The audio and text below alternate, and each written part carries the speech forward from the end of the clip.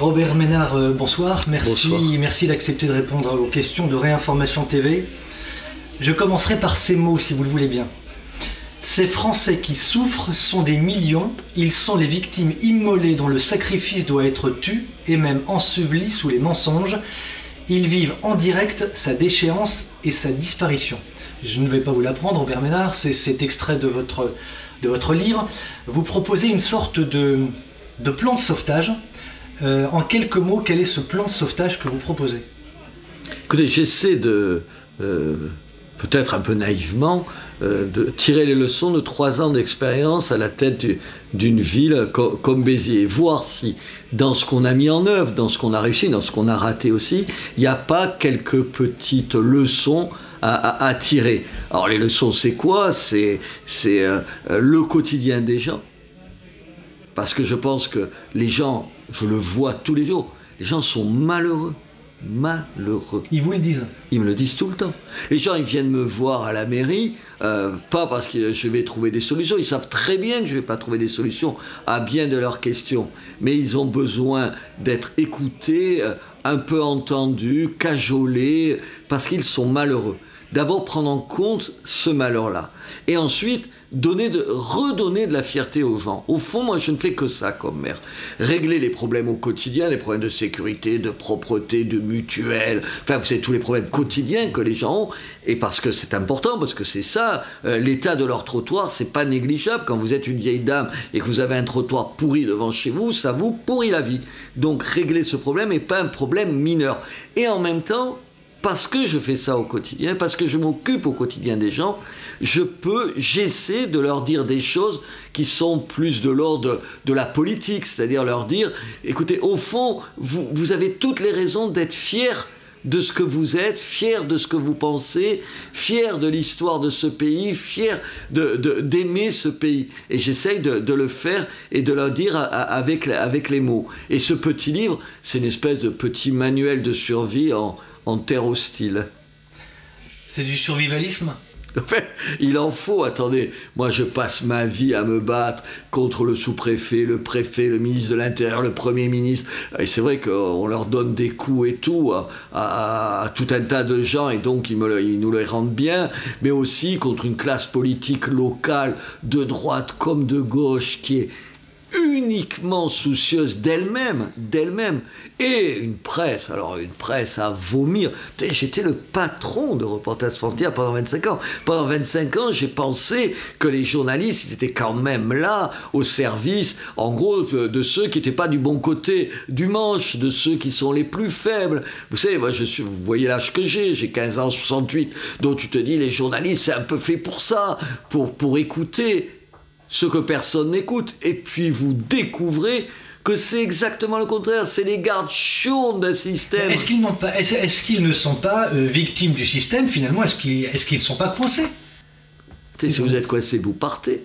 Attendez, il y a un truc qui s'appelle la clause de conscience chez les journalistes. Moi, chaque fois, quand j'ai été journaliste, 35 ans journaliste, tous mes confrères et mes consoeurs, on ne fait pas un métier comme les autres. Enfin, vous connaissez ce discours. Nous, c'est d'ailleurs pour ça que tu as une clause de conscience. Parce que quand même, j'engage plus que ma force de travail, ce que j'ai dans la tête, ce que je suis et tout. Mais Coco, si tu es aussi maltraité par tes médias, si tu ne peux pas dire ce que tu penses vraiment dans un média, tu t'en vas. Tous les types, et je tombe sur les journalistes, 25 ans, je leur dis, mais attendez, vous n'avez pas 8 femmes avec des pensions alimentaires à entretenir, vous pouvez à un moment donné dire non et partir. Mais non, ils disent pas non, c'est peuplé de lâcheté. Ils vont vous dire, Robert Ménard, il n'y a plus de boulot à l'extérieur, donc on est obligé de rester. Attendez, mais il y a plus de boulot à l'intérieur. Moi, ils m'ont viré, alors c'est vrai qu'ils m'ont viré d'un paquet d'endroits. Enfin, les 2 derniers, c'était e-télévision et RTL. Mais on a créé Boulevard Voltaire. On s'est battu. Qu'est-ce que c'est ces réflexes? Moi, je veux dire, attends, quand on m'interdit d'interviewer telle ou telle personne dans un média où je travaille, c'est juste insupportable et tu le supportes pas. Et comme tu le supportes pas, tu te donnes les moyens. C'est pareil, les hommes politiques. Les hommes politiques, c'est exactement la même lâcheté que la presse. Moi, je les vois tous les jours. Vous savez, ils déjeunent avec moi, les maires. Ils pensent comme moi, beaucoup. Ouais, quand même. Et je dis, mais pourquoi tu le fais pas? Ah, tu comprends, je vais avoir des problèmes avec le sous-préfet, le préfet. Je dis, mais notre job, c'est d'avoir des problèmes avec ces gens-là s'ils ne nous laissent pas faire ce qu'on fait. Sinon, tu fais autre chose, ou je sais rien, tu changes dans la vie. Non, non, ils veulent pas, ils veulent le beurre, l'argent du beurre, et je sais pas quoi encore. Vous êtes d'accord, Robert Ménard, pour dire que votre abécédaire, c'est un livre plan de sauvetage ou pas? C'est un plan de sauvetage. C'est pas un grand livre théorique. Je suis pas un théoricien. Je suis un journaliste avec l'avantage et l'inconvénient du journaliste. C'est-à-dire que je raconte des histoires chaque fois et j'essaye de dire ce qu'on peut en tirer. Et puis avec un style qui est celui d'un journaliste. Je suis pas Chateaubriand ni Philippe de Villiers. Voilà. S'il y a plan de sauvetage, si vous parlez de plan de sauvetage, ça veut dire qu'il y a mise en péril. Ah mais il y a plus que mise en péril.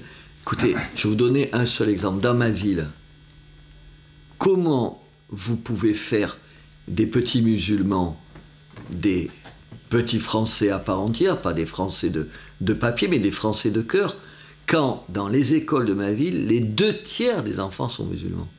Vous intégrez qui quand ils sont les 2/3? Dans l'école centrale, en plein cœur de ville, la plus grosse école du cœur de ville, 90%, plus de 90% d'enfants issus de l'immigration et donc dans l'immense majorité musulmans. Ça pose un problème juste de seuil de tolérance. Vous ne pouvez plus rien faire. On en est à un moment donné où se joue, c'est la démographie qui à un moment donné prime sur la démocratie. Et on en est à ce stade-là. On ne peut pas laisser aller la situation. Encore une fois, pour revenir à Béziers, parce que c'est quand même ce que je connais le mieux, un maire, si demain les musulmans de Béziers s'amusaient à voter de façon communautariste, mais il n'y aurait plus jamais un maire comme moi dans cette ville. Il y aurait un maire musulman dans cette ville. Parce que la gauche lâcherait, parce qu'une partie de la droite a tellement peur d'elle-même qu'elle abandonne le terrain avant même qu'on la menace de quoi que ce soit. C'est ça la réalité, oui. C'est une question de survie. Ça se joue. Ce qu'on est, ce qu'on aime, les paysages, la culture, l'architecture, le regard qu'on peut porter sur une femme, tout ça est menacé. Mais ce n'est pas un discours, c'est une réalité. Venez dans une ville, venez dans certains quartiers à Béziers et ailleurs, et vous le voyez à l'œuvre. Je vous ai entendu dire dans plusieurs interviews, Robert Ménard, que tout n'était pas perdu et que sur un plan local, on pouvait faire des choses. C'est d'ailleurs ce que vous tentez de faire à Béziers depuis que vous êtes maire. Cela dit, quand le gouvernement Valls, quand Cazeneuve en particulier, vous envoie des migrants chez vous, vous voyez bien que vous ne pouvez plus rien faire. Donc est-ce que ça veut dire que la situation n'est pas perdue? Non, parce que ça veut dire seulement qu'il y a des choses qu'on ne peut pas faire au niveau de ma ville. C'est pour ça que je me dis qu'il faut un engagement national, pas pour moi, mais qu'il faut changer les choses nationalement. Moi, je peux mettre, et c'est pas rien, je peux mettre en place la seule mutuelle communale qui, dans une ville en France, propose 50% des tarifs d'une mutuelle normale. Cela dit, Robert Ménard, quand vous voyez que vous êtes d'accord avec nous, enfin vous êtes d'accord avec moi, sur le papier, plus rien ne vous appartient aujourd'hui. Le gouvernement est foncièrement contre les idées qui sont les vôtres. À Bruxelles, c'est la même chose, et je ne parle même pas du nouvel ordre mondial dont Sarkozy, entre autres, nous rebat les oreilles. Vous pensez que c'est pas utopique quand même d'essayer de se battre sur un plan national, sachant que, connaissant les circonstances? C'est ça, j'arrête tout. Je pars dans l'Aubrac, je m'installe et je fais des fromages de chèvre. Sauf que je veux pas ça pour mes enfants, je veux pas ça pour ce pays. Alors oui, il y a un trou de souris. Si vous voulez me dire que c'est pas gagné d'avance, je suis d'accord. Si vous voulez me dire que ça va être très très compliqué, je suis 1000 fois d'accord. Mais je pense que on peut passer à travers cette espèce d'énorme mur qui est en face de nous. Ça va être compliqué, je vous le concède. Je ne sais même pas avec qui on peut le faire, mais moi j'essaye tous les jours de le faire dans ma ville, à mon niveau, et à l'autre niveau de lancer des alertes, de dire à tous les gens qui pensent comme nous, arrêtez de vous chamailler, retrouvons-nous autour de ce qui fait qu'on pense à ce qu'on a en commun, et essayons de nous sortir de là. Être français, c'est être blanc?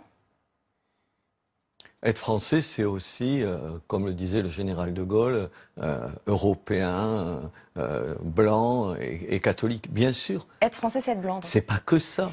Quand une journaliste vous pose la question de savoir, Robert Ménard, si être blanc, c'est être français, comment cela vous fait-il réagir?